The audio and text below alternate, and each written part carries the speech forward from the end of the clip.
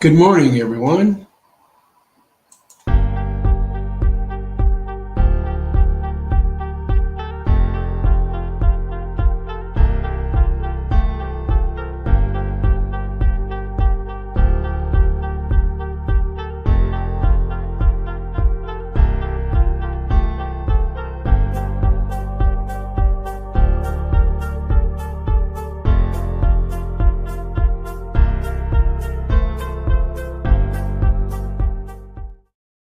Greetings, everyone. I am your host, Ruler in Peace. And as we're winding down our first season of Machine Minds, I've decided that the last two episodes, I would like to go back and pick some of our guests that really had some very insightful and impacting things to share. So tonight or today, we're going to revisit Ricky O'Donnell. He is an extraordinary human being. His animation studio did greats like Finding Nemo and many other Pixar and Disney films. He's a great humanitarian. He's done work in the NFT space, created the NFT Lions collection and other things. So without further delay, let's get into an introduction and meeting of Mr. Ricky O'Donnell.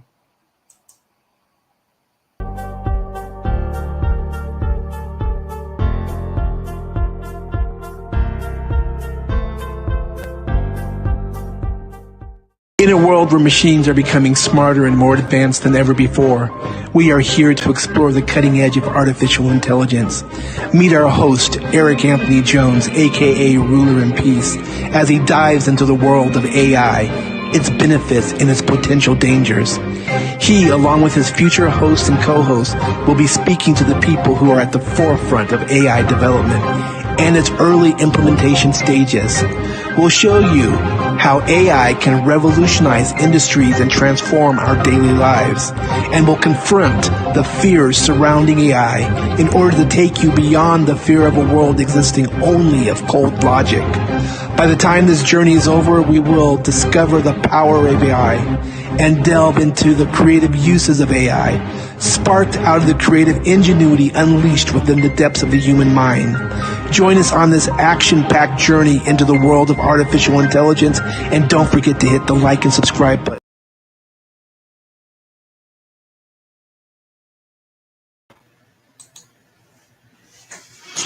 Hello, everyone. Welcome, welcome, welcome.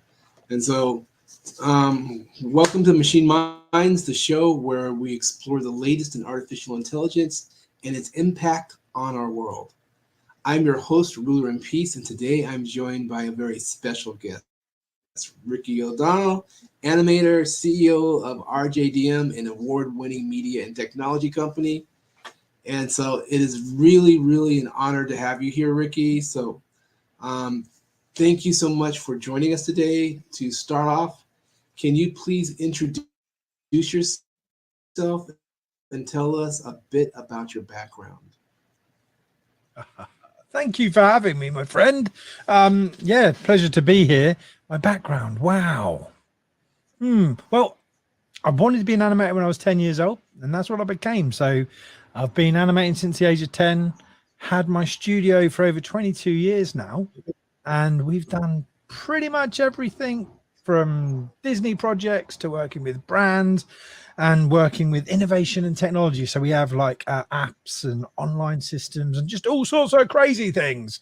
So making friends all over the planet so I can have, my kids can have friends all over the world. So yes, just mad, really. I was born in the world of digital media and beyond.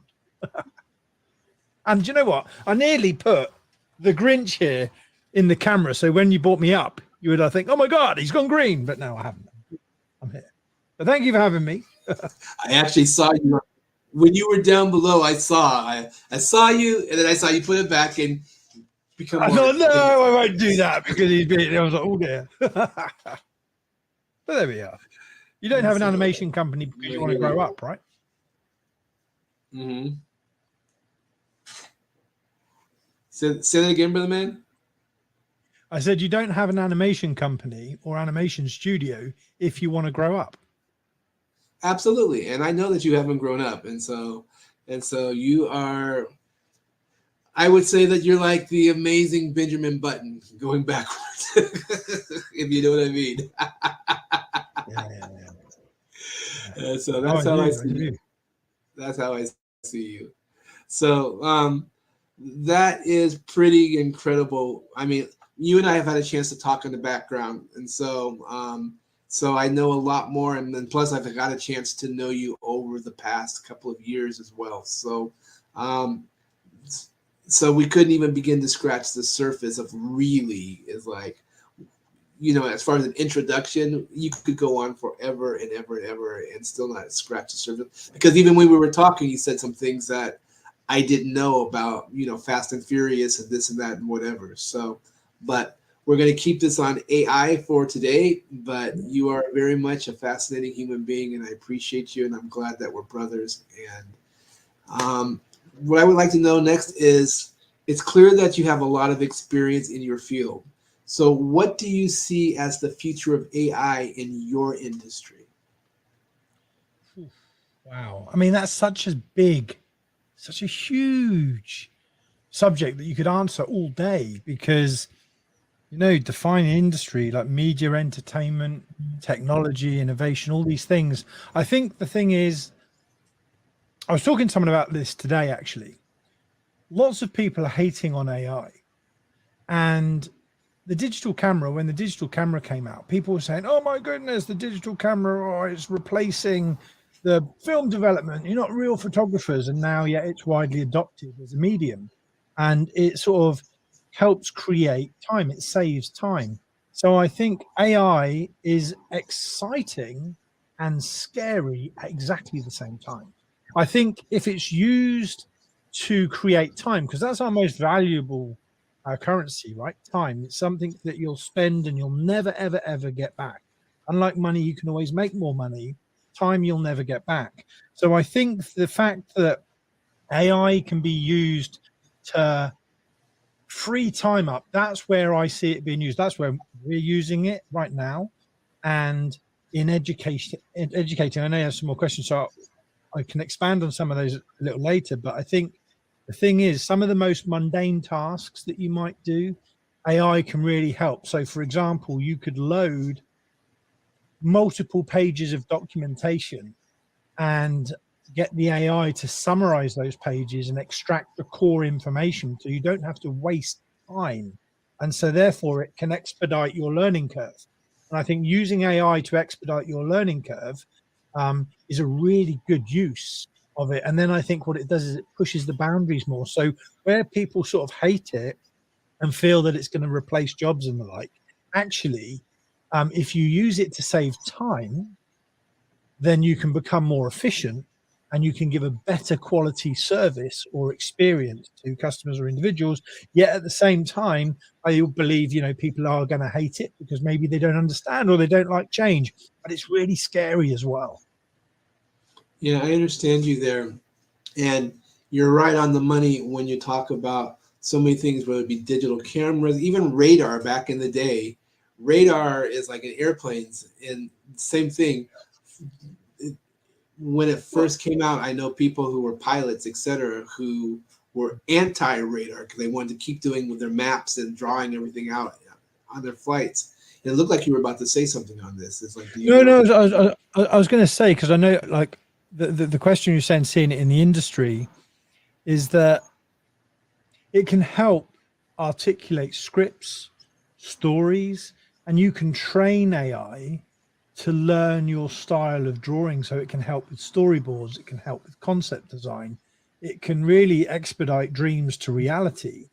And I think with machine learning, it can help training in a huge way. So it really is just a massive, massive time saver.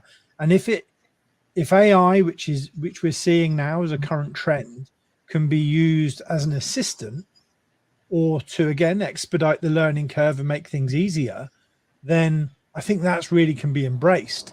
But I think, like anything, people are just fearful of change, but it's so powerful and so scary in all the different guises. Like now, we're used to hyper realism in, like, so for example, in the film industry, media industry, we're used to hyper realism. So if you saw traditional normal film footage, you'd think it was fake because it hadn't been photoshopped, hadn't been tweaked, it hadn't been graded, so you wouldn't think it was real footage. And now I think with AI and all the things that are going on, now you're questioning, is what you're seeing real? But then is anything that we see real? Because we're so used to these worlds of imagination. So I just think that it's such an exciting time to be alive. Like, look at the last 50 years of technology and how we've moved. And now, you know, from analog to now digital to now then the future with AI, and the fact that it can just do the jobs and the things that we don't like doing to give us more time creating and doing the things we love. But I can see why a lot of people are scared of it. And I think a lot of people are worried that their jobs may be replaced from it. But right now, the power of actually understanding it and working with it, and if you understand your industry or your sector or wherever it may be, you can really use it to push the boundaries of what's possible. And that, I think, is really exciting. Yeah, I agree with you 100% on that. The guests that I have had thus far on the show and in my own thinkings as well, we all agree that, first of all, fear, you know, for me, the definition of fear is false, you know, a false expectation appearing real. And so that's what I've heard, that acronym, you know, when fear has been turned into an acronym. And I think about that a lot. And there are so many people that are afraid. And even if there may be issues that are legitimate reasons why we should have some concerns, which we'll go to soon, I think that AI, as far as replacing people, it can replace mundane things. But the reality is it takes so much training.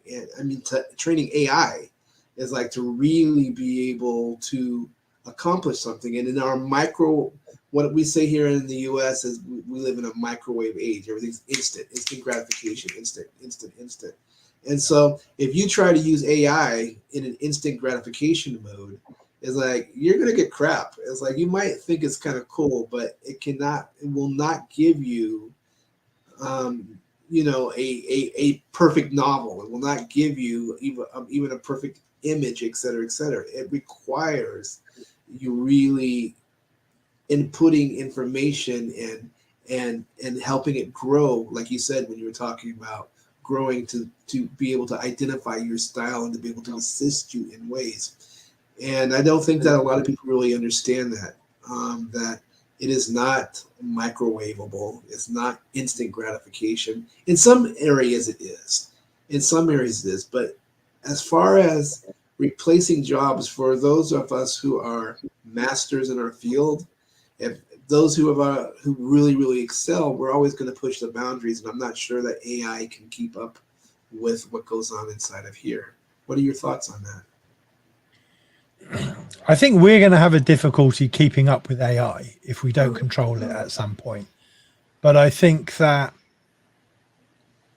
at the moment, it can be like it's a tool that can make things happen quickly and help.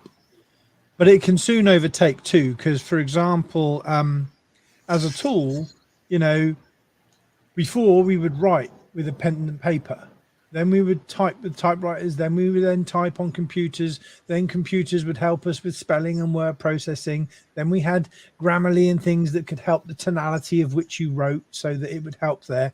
And then you have the likes of ChatGPT and other things that you can genuinely ask questions and filter out all the noise of what's become the web to find these answers. So I think that part of it is another tool, but the speed of which it works and the speed of which it operates, you know, it could easily put miscommunication, and it can all do, there's lots of things it can do. And then you're like, well, did you really write this, or did someone else write this, or is it an amalgamation? Where does it come?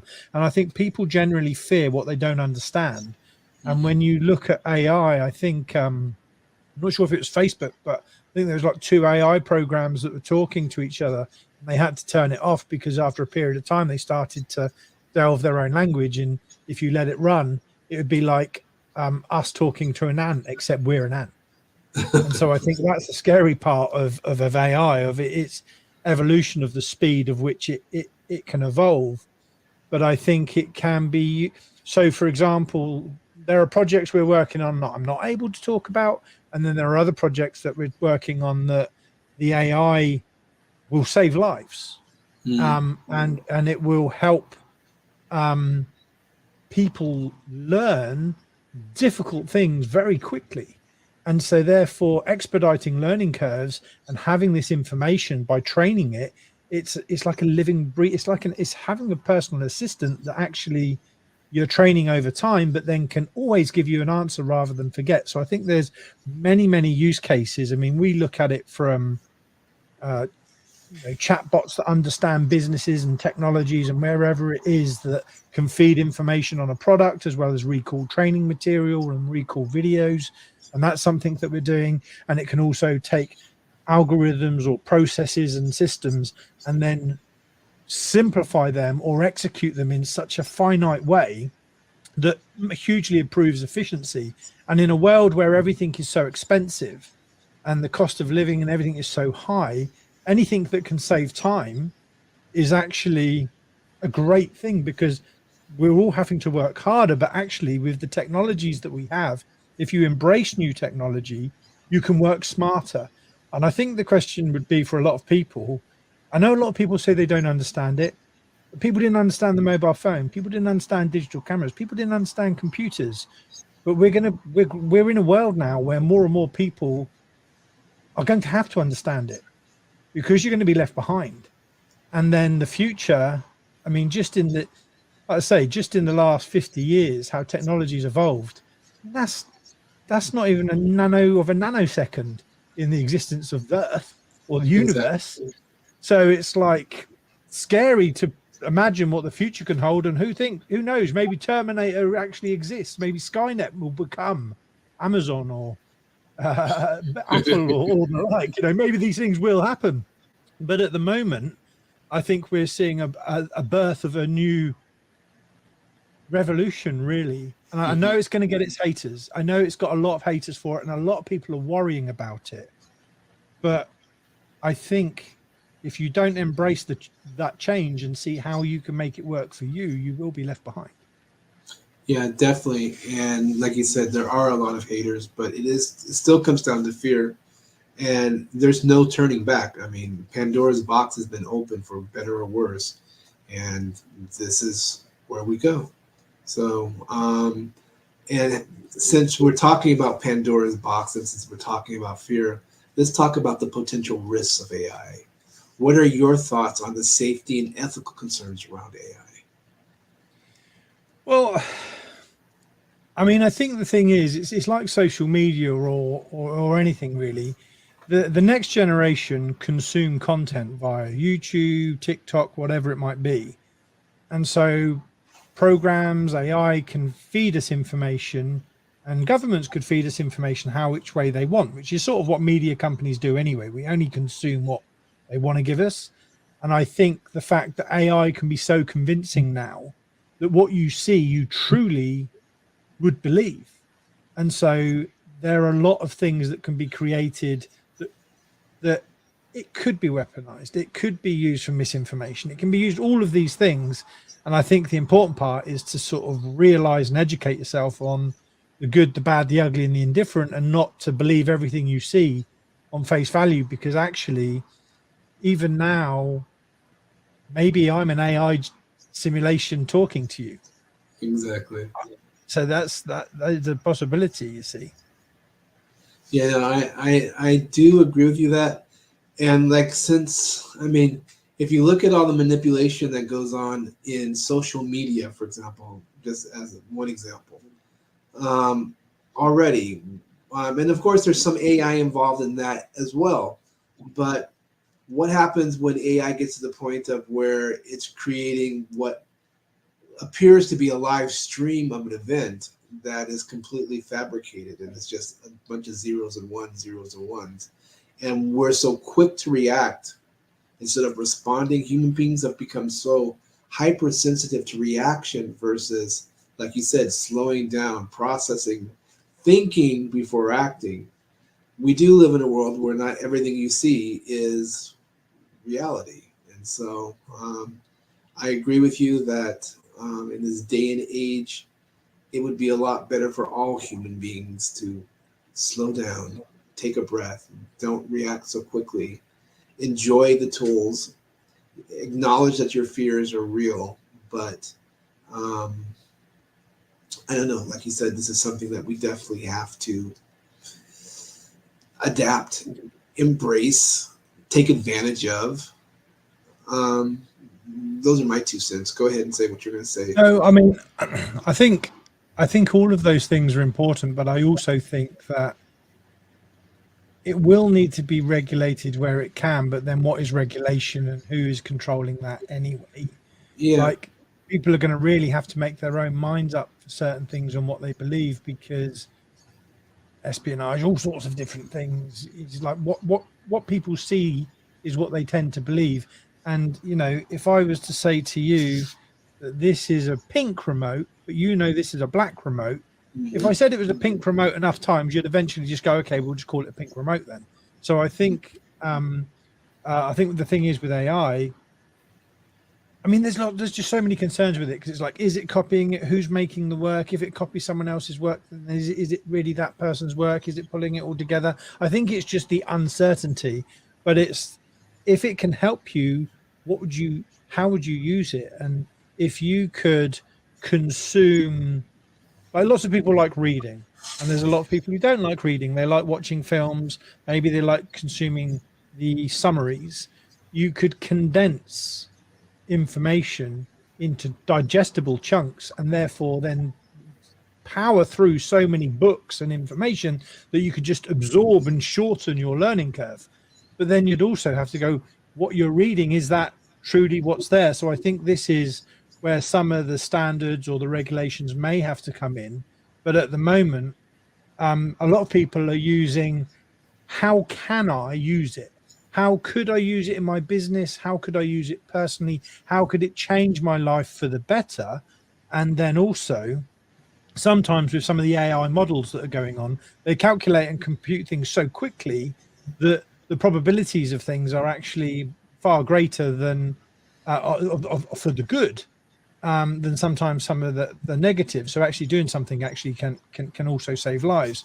So I think it's a really exciting time, and it is also quite scary.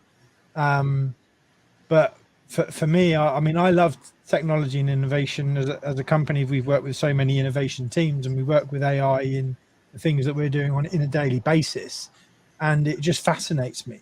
But I think it's a great way of shortening the learning curve and just consuming information in chunks that can work.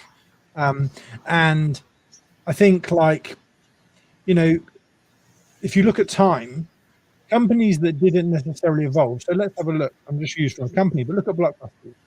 Blockbuster Video should never have been overtaken by Netflix. But Netflix come along and changed the game. You know, Nokia and all the phone companies should never have been overtaken by Apple, but they changed the game. Yeah. Tesla should never have been taken out all the big car companies, but they did. They changed the game. So I think the thing is that, you know, even like if I look at electric cars, for example, lots of the manufacturers, and we work with a lot of OEMs, they would go, no, it's not going to work. We do this. And then all of a sudden, lo and behold, there's a massive shift. And I think this is the same with AI. You can either hate it and go against it, or you can actually use it, understand it, and then try and shape it for good, and then try and have it sort of maybe like regulated for certain sectors and actually influence it for good rather than not, because there's going to be a lot of people on the sidelines going, I don't understand it, and ignore it, and then, you know, disappear. So I think embrace it, but be wary of what you're consuming, because you just don't know. Absolutely, which is true today anyway. I mean, that's just, for me, when I think of my overall fears, even with regulating and who's regulating, I mean, it's the same old, different species, maybe more potentially dangerous because of the fact of how fast things can move. It's like, I mean, when you're talking zeros and ones and processing power, and as computing processing power continues to get faster and faster and faster and faster and faster, it is Well, don't forget don't forget quantum computing, which is zeros and ones at the same time. Exactly. And so, I mean, so it's a lot to digest, but from a philosophical, for me, on a philosophical level, the reality is the problems that come with AI have always been part of humanity. And so just faster and deeper and more intense, be able to impact more lives in an instant at times than in the past. But you still have the same bullies. You still have the same altruistic people. And I would like to believe that good wins out in the end, however one defines good, meaning for the betterment of humanity, for the freedom of humanity, the empowerment of humanity. Hopefully, a deeper, in some capacity, maybe when we have more free time because AI is doing what it's doing, we have more time to love one another. We have more time to share love, not just with our families, but with our communities. And in that aspect, maybe that helps us keep the tide on the side that we want versus those who would exploit the hell out of us. I don't know, but just some thoughts. Yeah. Well, I think it can help become an architect of time if it can speed up the mundane processes of a daily task, and it can expedite all of these things to give you that time. If I was to say to you, I will give you 5 hours a week or 1 day a week, what would you do with it?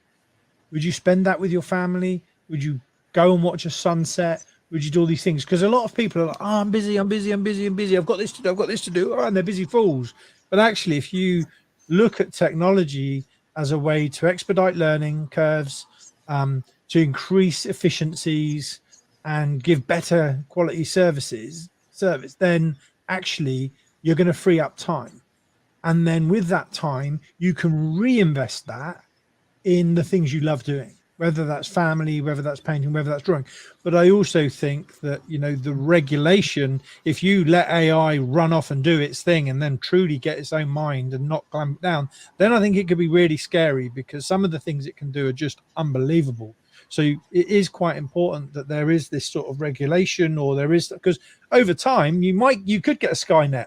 Who's to say that the computers couldn't then start thinking fully for themselves and then go, well, hang on a second, why do humans get to choose? So I think that part of it is quite scary, because we don't fully understand where it can go. But I think the ability to save time, I think, is one of the best things. And then using it for good. But the other part of it as well, and you did touch on it briefly, is, you have to educate AI. Humans, we have to give it the information to learn. And it's like a child.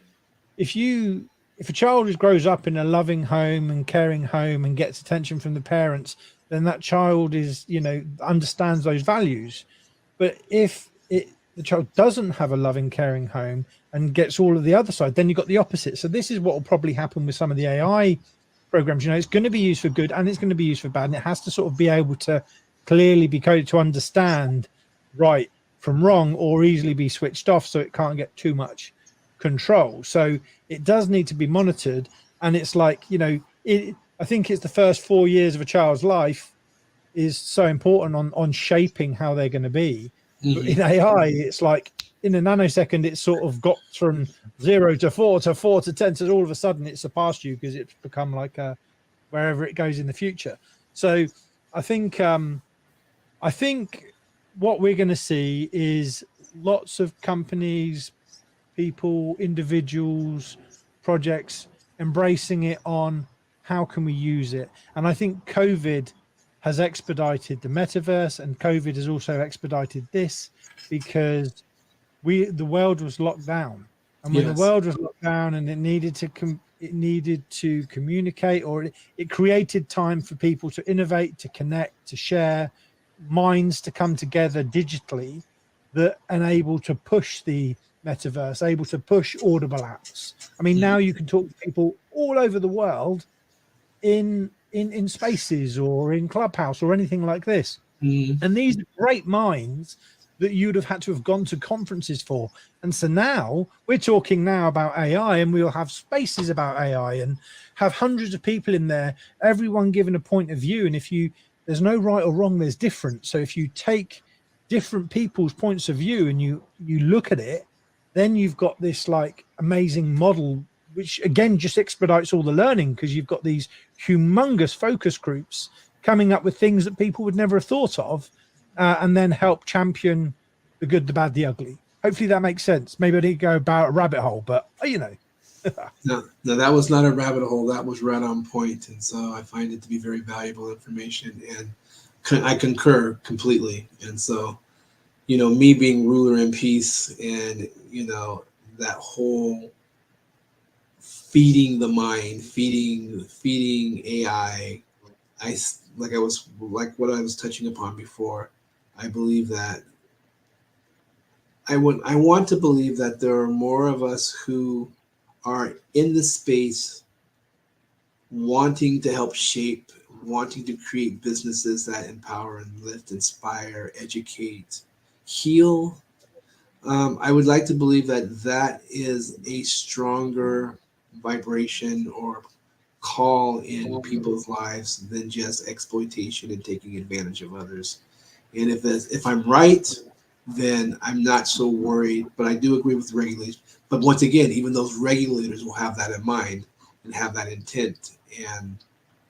But it is a Pandora's box. At the same time, we're not sure what we've unleashed. But it's like I'm here for the ride. It's like, and I know that you're here for the ride.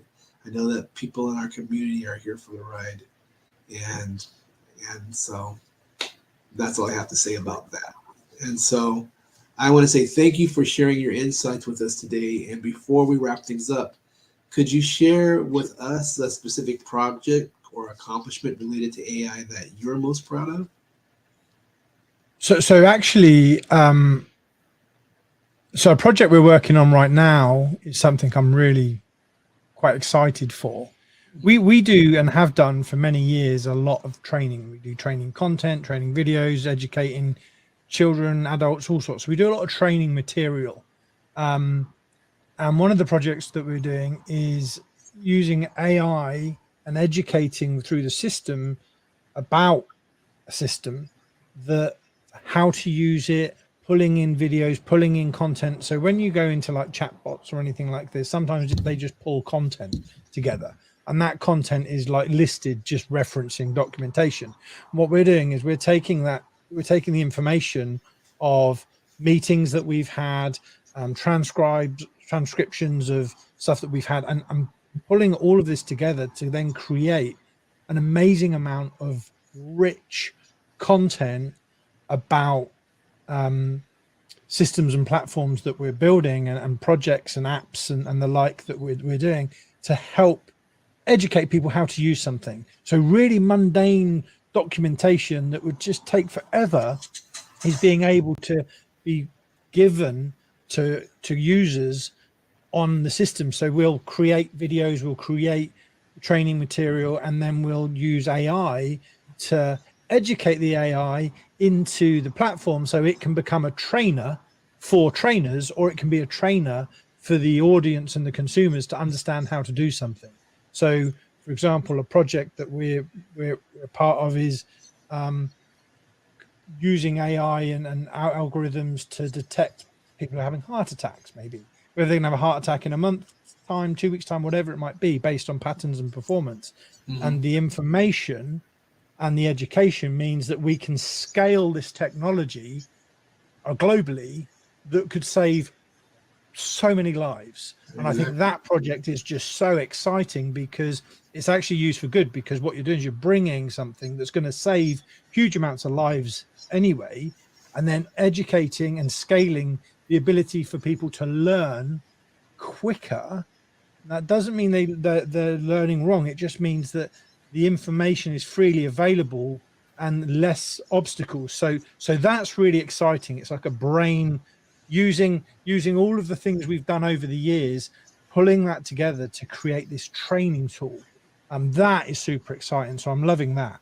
And that's probably going to be the thing that I'm most proud of from an AI side, because to predict the future, first you must create it.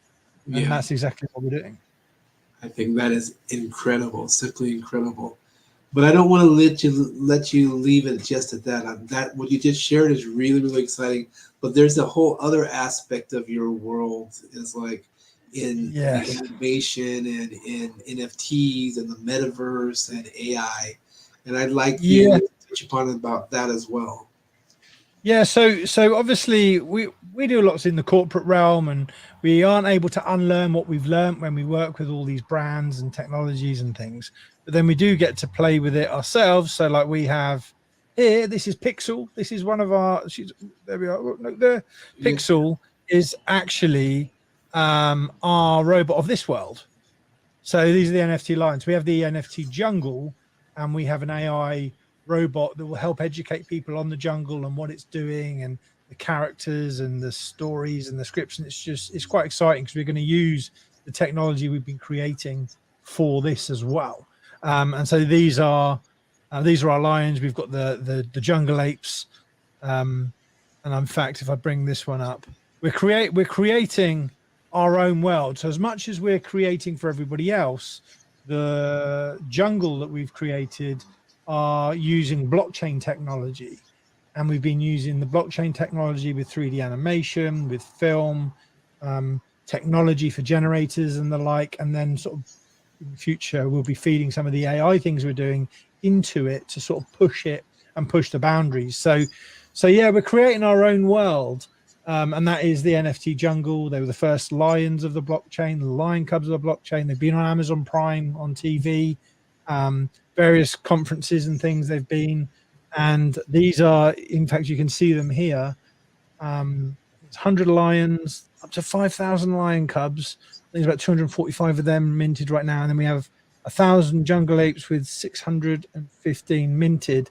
And although this is crazy and everyone says about NFTs and what are NFTs, I love the fusion of art, technology, and then AI to come, because people don't know, but with the jungle apes, for example, you can go onto the site and you can talk as your character, you can move as your character, and it can learn all these things as well. So it's super exciting. And I think what we tend to do as a company anyway is we like to practice what we preach. So we like to do what we suggest to companies and brands, and what we have done for many years, and proof of concept for ourselves.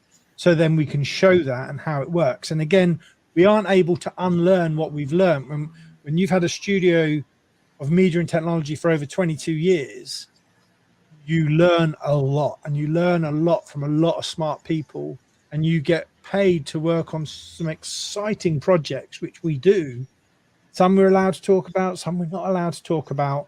But then you think, wow, how can we incorporate this technology into the future? And this is where, when I say about saving time, in the old days in film and production, you'd have to paint out backgrounds, you'd have to do all of this stuff. Whereas now with AI, you can create that background and let the computer do some of the work for you to save the time in the shots, which means you can just improve it.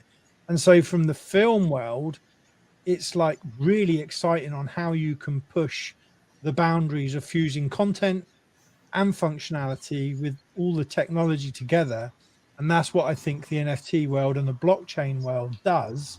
And again, like AI in itself, lots of people are against maybe AI. A lot of people will be against blockchain or NFTs, but it's a technology.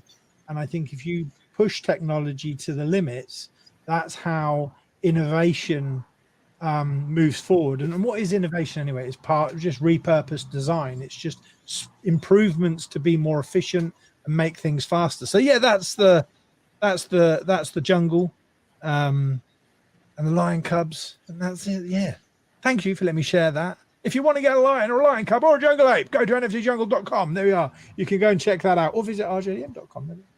It will do. Absolutely. I would recommend people. I was like, I'm a holder of a couple Cubs, and I got an 8-2, and I'm not ashamed. I'm not afraid to help you plug that because it's a beautiful community, and you have a great heart, and you really believe in the concept of community and helping people get across the finish line together. So, And the next generation, I think the thing is that the most important thing I really believe is inspiring the next generation, because they're the ones who we have to educate in all of this, and they're the ones we have to express our fears or desires for how the future could be, because they're going to be the ones creating it. So they need to be made aware of the good, the bad, the ugly, and not just consume what they see on TikTok or YouTube. They need to be made aware that, okay, this is great, but this and this and this is wrong, and this and this and this is right. But then what is right and wrong? And so I think inspiring the next generation with content that can expedite their learning curves and really reinforce positive, high quality value, then I think that is super exciting. And what the future holds, my gosh, 5 years from now, 10 years from now, I mean, us talking about AI like we are here will be like us talking about a video cassette. yeah, exactly. I know you're right, because even you talk to those people who are still alive who remember, before airplanes were flying, if you know what I mean. I mean, it's all I can ever say about life. One of my favorite movies. I have a few movies that are really touched me deeply on multiple levels. And one's a very simplistic movie, Forrest Gump, and how Forrest always says life is like a box of chocolates. You never know what you're gonna get. And so this life is a very interesting life that we live in, and there's a lot to It learn. is. And I have to leave with this one.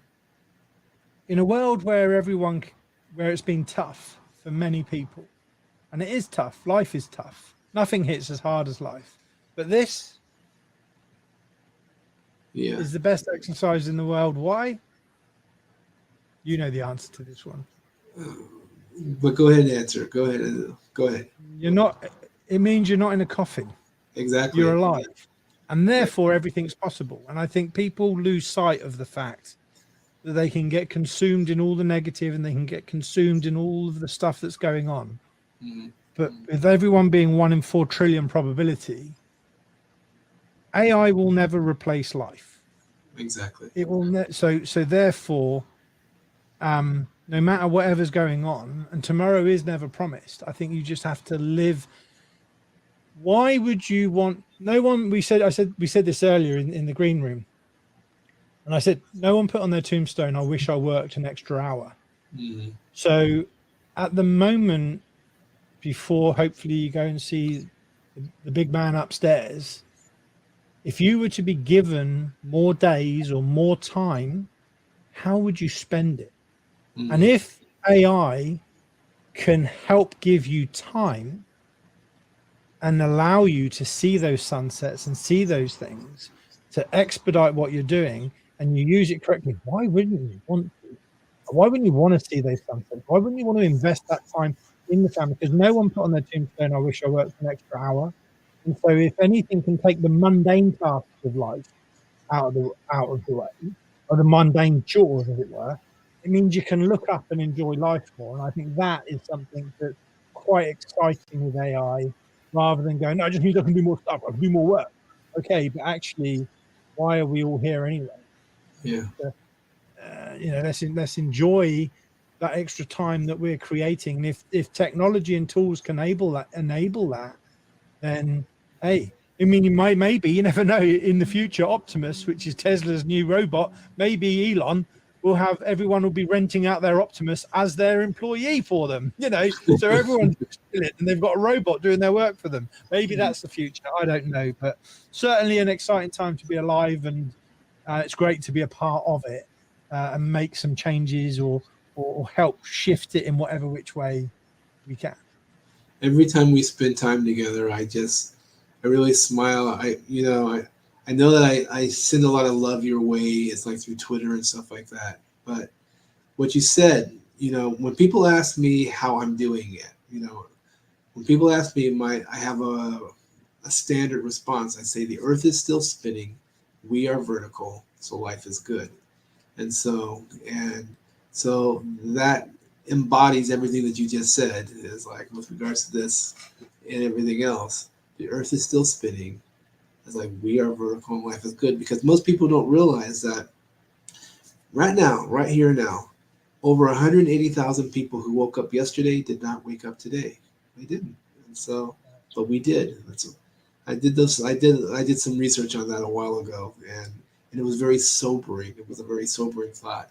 Yeah, there are births, but still there are 180,000 people who were alive, who had families, who had vision, who had dreams, who had hopes, and many of them didn't expect to not wake up as like today, but it didn't happen. So Hey, look, this is I was a retained fireman for 8.5 years, and I used to go to accidents where people lost their whole family, and there's a lot of things, but again, it comes back to the fact of, if you had more time, what would you do with it? If you had an extra day, an extra hour, don't use it to do more work. Or if you do more work, fine, but then make sure, like we were saying before, work-life balance, either be all in on work and then make sure you give the time to the family or to yourself to view those sunsets. Because I think, I don't mean to be doom and gloom, but average life expectancy is about 80 or so. So, okay, people are living longer, but how many sunsets is that? Where are they? Where are you going to go? So if you can use technology to create time, and you can reinvest that time, then that's got to be a good thing. And I think people who are hating stuff, that hating on things and hating on people, that's a waste of time as well. Absolutely. Why waste hating when actually you could embrace it and be the change you want things to be, and push for the good, and let that overcome any of the negative that may be there. I mean, we could go down that for a whole new thing, but hey, All right, Ricky. Thank you. You're very, very, very welcome. As part of, we've already done so many last things. Is there anything else you would like to add? But, and so I almost don't want to ask the question, but just take a pause, take a breath. You've already said so many great things, especially sharing. It's like what we were talking about, life and elbow room. You're not in a box. But is there anything else, just one last thing that you'd like to add about AI or your work in this field, is like before we go ahead and say till the next episode? Watch this space. Absolutely. All right. Well, that's all the time we have for today. Thank you again, Ricky, for joining us on Machine Minds. I really appreciate you. I really appreciate you having me, brother. You're very, very welcome. And thank you to our audience for tuning in. Join us next time. 2 weeks from today will be our next episode. And just come in and enjoy the vibration, enjoy the knowledge, and learn about the tools, and find more time for your life so that you can enjoy it more fully and enjoy it more with your families. So we live in a We live in a very fascinating world of AI, honestly. And so come back and join us. And Ricky, I'll be seeing you in the metaverse, in the universe, is like everywhere I can. And we've got some collaborating to do, as we both know. Whoop, whoop. And so thank you very much. So I am going to close us out with a little music, just a little bit of music, and then we will come back next episode.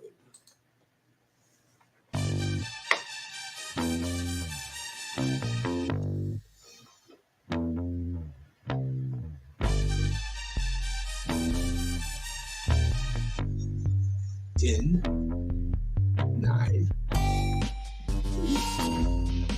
7, 6. That's right. 2, 1.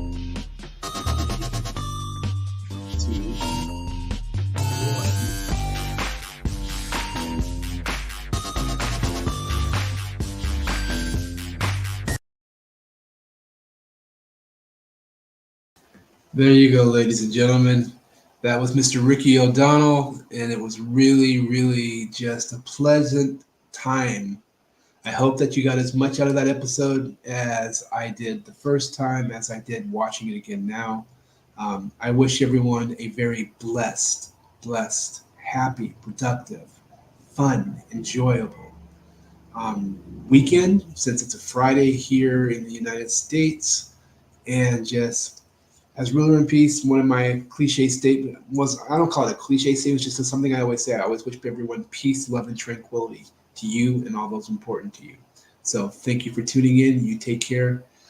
We are winding down season 1.